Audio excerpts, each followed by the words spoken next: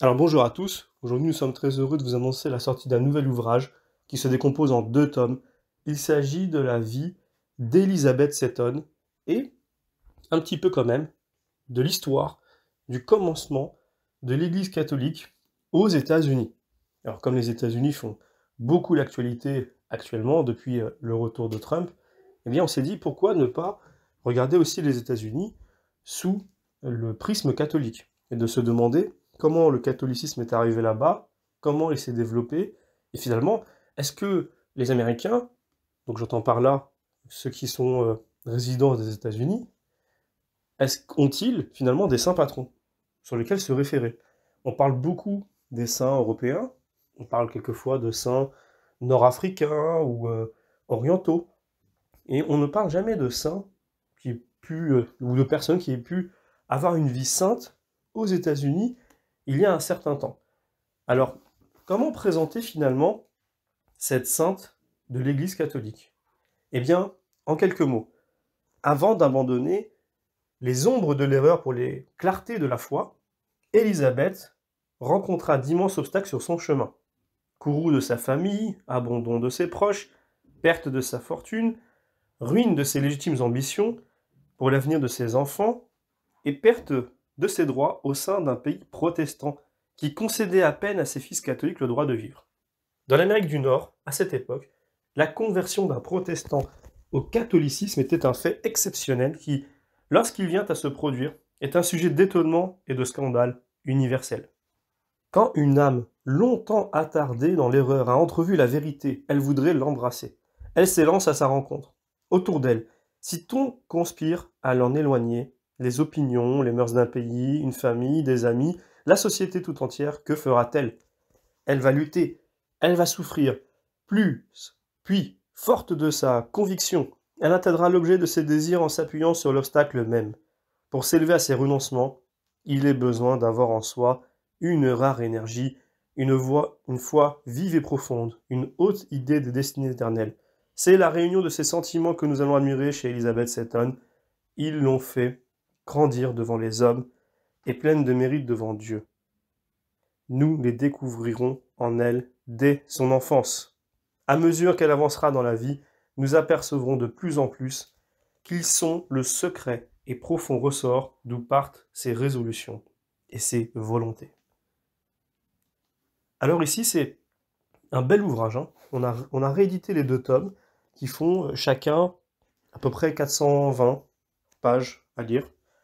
Mais c'est un livre assez intéressant puisque vraiment on prend tout le cheminement d'une femme qui vit au nord de l'Amérique, donc aux États-Unis, et qui fait face à une vive opposition concernant la foi catholique, puisque aux États-Unis, à cette époque, plus que maintenant, il était d'une évidence qu'un chrétien devait être protestant. S'il était autre chose, il était considéré comme un hérétique, comme quelqu'un qui est dans l'erreur, et qui devait absolument revenir sur le droit chemin.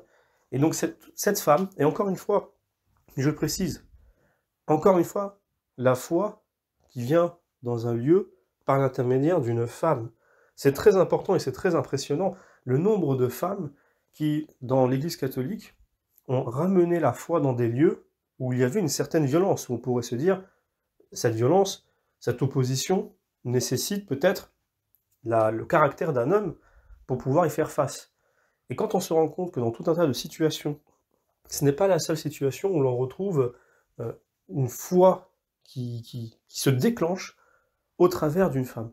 On en trouve pas seulement dans les lieux, mais dans des époques, parce qu'il y a des lieux effectivement qui ont connu aussi des grandes difficultés au niveau de la foi, même quand la foi était bien installée, puisque c'est quelque chose qui peut être cyclique, eh bien souvent le retour revient par l'intermédiaire d'une femme.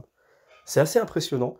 Il y a plein de femmes comme ça dans l'Église. On pense forcément à Sainte Thérèse en France, on pense à Sainte Blandine, on pense à Sainte Julie, on pense à plusieurs femmes à travers qui la foi est revenue, ou alors tout simplement est arrivée. Et il y en a énormément. On pense aussi à ces femmes qui ont quitté justement les apôtres pour venir dans les Gaules. On pense à Marie-Madeleine, aux saintes Marie-Jacobée, Marie-Salomé, et on se dit, c'est incroyable. En fait, la femme, dans la foi catholique, a un rôle qui est éminemment supérieur, et on le voit par l'intermédiaire de la Vierge Marie. Et donc, c'est assez, je dirais, à contre-courant de ce que l'on peut entendre sur la foi catholique, tout ce qu'on peut entendre à la télévision ou dans certaines, on pourrait dire, légendes urbaines, ce qui est dit au sujet de l'Église catholique. Eh bien, en fait, pas du tout. C'est tout à fait logique qu'une religion qui prône l'amour, la douceur et le pardon attire de manière euh, de manière plus sensible les femmes qui sont elles-mêmes plus sensibles à ces sujets que les hommes. Ça ne veut pas dire que les hommes ne peuvent pas être sensibles ou attirés par la tendresse, ou de qui peuvent sortir une forme de tendresse, c'est pas ce que je dis. Mais par contre, c'est quelque chose de plus naturel chez une femme, puisque l'homme et la femme sont différents, se complétant, chacun a des attributs qui permettent justement de faire quelque chose de complet quand ils sont ensemble, puisque l'homme et femme, ensemble, forment l'image de Dieu.